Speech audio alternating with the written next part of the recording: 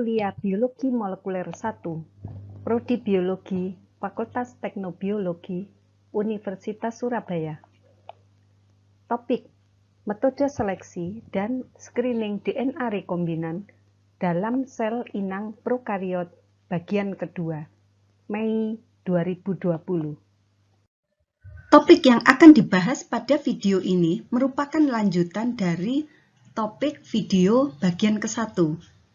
Ya, topik yang akan dibahas meliputi identifikasi klon positif, identifikasi dengan PCR, restriction mapping, hibridisasi asam nukleat secara southern blotting, hibridisasi asam nukleat secara northern blotting, sequencing, dan metode imunokimia secara western blotting. Identifikasi klon positif. Tahap ini dilakukan setelah didapatkan koloni-koloni transforman yang diduga membawa plasmid rekombinan. Identifikasi ini dapat dilakukan dengan analisa DNA yang tersisipkan pada DNA rekombinan atau berdasarkan ekspresi dari gen tersebut. Metode yang umum dilakukan untuk analisa DNA yang tersisipkan adalah dengan PCR atau restriction mapping, southern blotting, atau DNA sequencing. Sedangkan metode umum untuk analisa berdasarkan ekspresi gen yang terinsersi dengan cara imunologis dengan western blotting.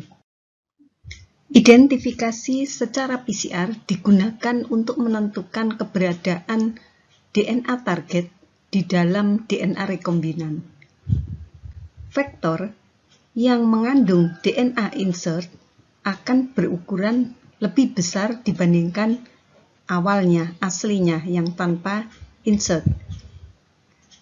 Keberadaan insert dapat dideteksi dengan cara PCR menggunakan primer yang menempel pada ujung-ujung yang mengapit insert, sehingga dari hasil PCR ini maka akan didapatkan DNA target dengan ukuran yang bisa diprediksi.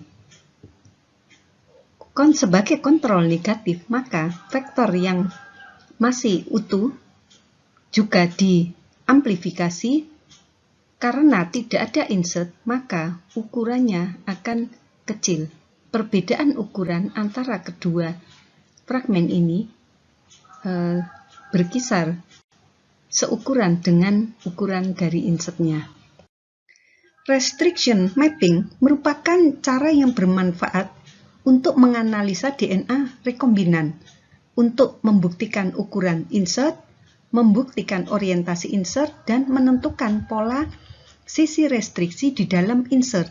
Untuk keperluan ini, kita memerlukan info mengenai urutan DNA rekombinan plasmid ini, baik insert maupun vektornya. Kadang-kadang penting untuk menentukan orientasi DNA insert di dalam vektornya. Plasmid harus diekstraksi lebih dahulu dari klon yang positif. Setelah itu, plasmid dipotong-potong dengan enzim restriksi.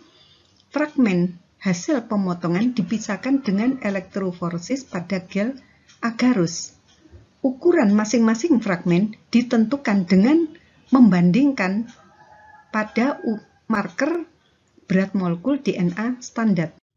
Contoh restriction mapping. Vektor yang disisipi oleh inserted gene atau gen target pada area multiple cloning site dan pada sisi EcoR1 akan menghasilkan DNA rekombinan dengan ukuran yang lebih besar dibandingkan ukuran vektor aslinya.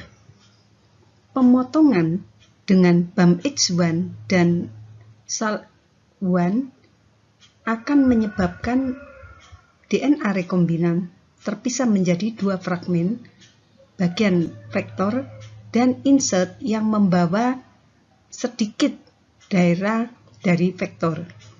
Kalau fragmen ini kita elektroforesis, maka akan didapatkan dua band yang berukuran seukuran dengan vektornya dan seukuran dengan insertnya. Ada perbedaan sedikit ya. Ini lebih bertambah sedikit dan di vektor berkurang sedikit. Sedangkan vektor yang tidak mendapat sisipan dari insert ketika dipotong menghasilkan dua fragmen, tapi fragmen di multiple cloning site ini sendiri terlalu kecil, sehingga ketika di elektroforesis maka yang terlihat adalah ukuran vektor saja. Sehingga dengan demikian kita dapat membedakan apakah plasmid rekombinan itu mengandung insert ataukah tidak. Restriction mapping juga dapat dipakai untuk membuktikan apakah orientasi insert di dalam DNA plasmid sudah tepat atau tidak. Gen target yang dipotong dengan enzim yang sama di ujung-ujungnya, kemudian di cloning pada suatu vektor dengan enzim yang sama, maka akan memberikan dua kemungkinan plasmid rekombinan yang terbentuk. Yang satu dengan orientasi yang benar, ada promoter, start codon, stop codon di sini, sedangkan yang orientasinya salah, promoter di sini, sedangkan startnya di bagian kebalikan. Orientasi ini dapat dideteksi dengan cara memetakan sisi restriksinya. Dipotong dengan dua enzim yang berbeda, yang satu memotong daerah vektor dan satunya memotong di dalam insert secara tidak seimbang. Dan orientasi yang benar menghasilkan ukuran yang lebih kecil, kemudian orientasi yang salah menghasilkan fragmen yang besar. Dengan cara ini, setelah dielektroforesis maka akan terlihat untuk yang mempunyai orientasi yang benar akan berukuran 200 dan sisanya adalah 300. Sedangkan orientasi yang salah 600 dan ukuran satunya lebih kecil daripada ukuran plasmid dengan orientasi yang benar. Identifikasi klon positif dengan hibridisasi asam nukleat secara Southern blotting. DNA single strand ditransfer ke kertas filter. Kemudian filter dipaparkan dengan suatu probe DNA yang berlabel. Probe akan terikat sesuai komplement dengan DNA target yang dalam hal ini terikat pada filter. Deteksi didasarkan oleh adanya hibridisasi antara DNA insert dengan probe DNA yang berlabel. Umumnya, teknik ini digunakan untuk mendeteksi fragmen DNA pada campuran yang kompleks, misalnya pustaka genomik, jarang yang digunakan untuk rekombinan plasmid tunggal. Hibridisasi asam nukleat yang lain dapat dilakukan dengan Northern blotting. Prinsipnya sama dengan Southern blot, tetapi yang digunakan probe-nya bukan DNA tetapi RNA. RNA dalam hal ini harus didenaturasi lebih dahulu sehingga jarak migrasinya pada gel akan sebanding dengan ukurannya. Untuk itu perlu ditambahkan formaldehida di dalam gel. Salah satu metode identifikasi klon dan yang paling akurat adalah dengan sequencing. Sequencing merupakan teknik untuk menentukan urutan nukleotida dari suatu fragmen DNA.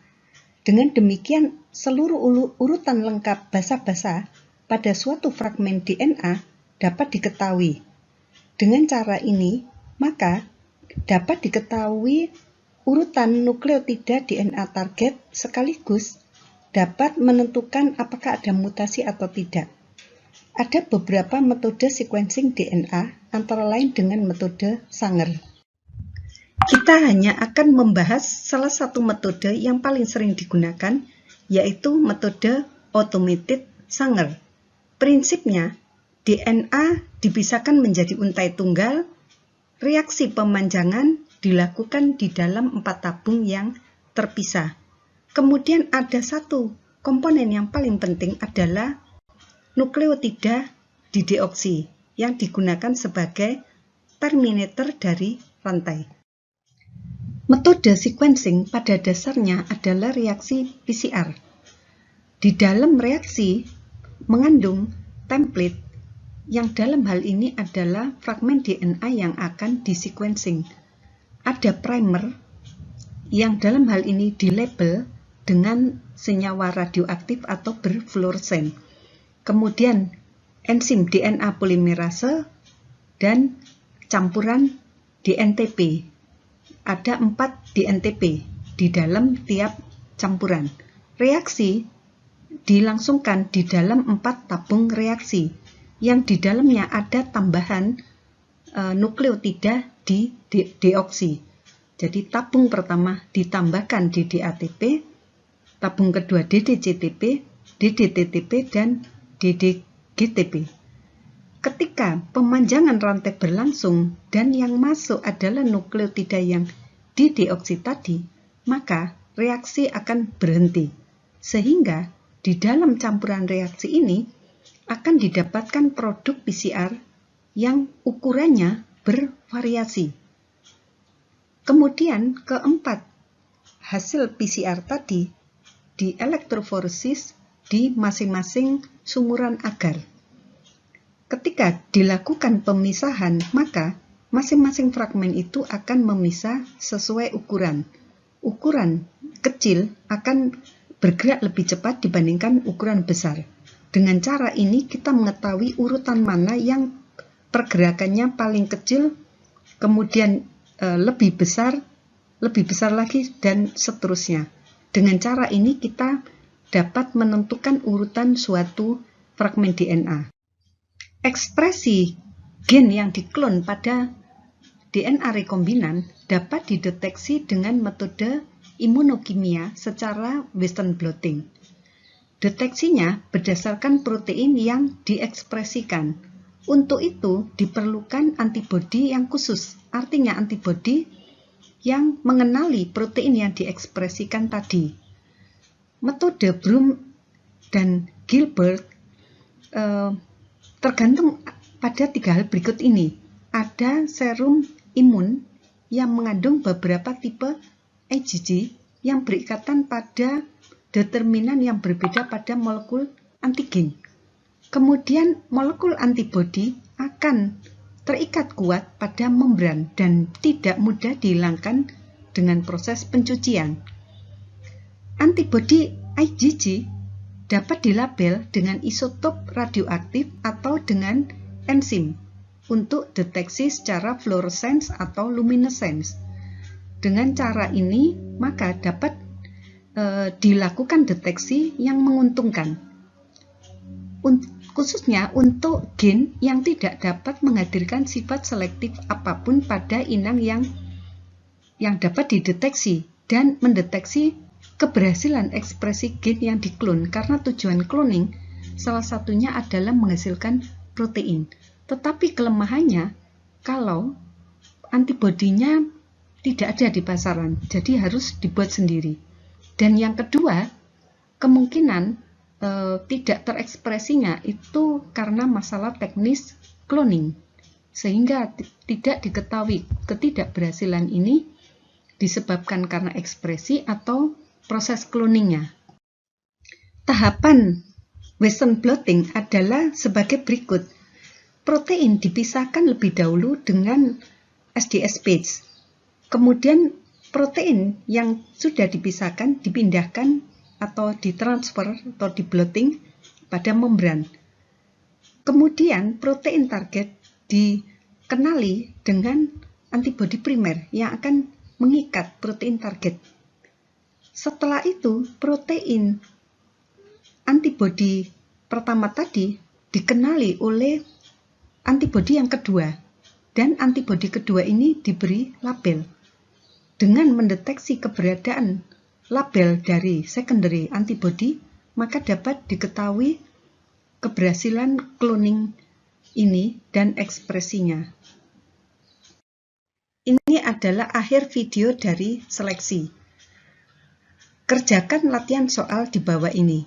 Jelaskan cara-cara apa sajakah yang dapat dilakukan untuk identifikasi klon positif dari gen target kita yang mengkode protein yang unknown. Terima kasih.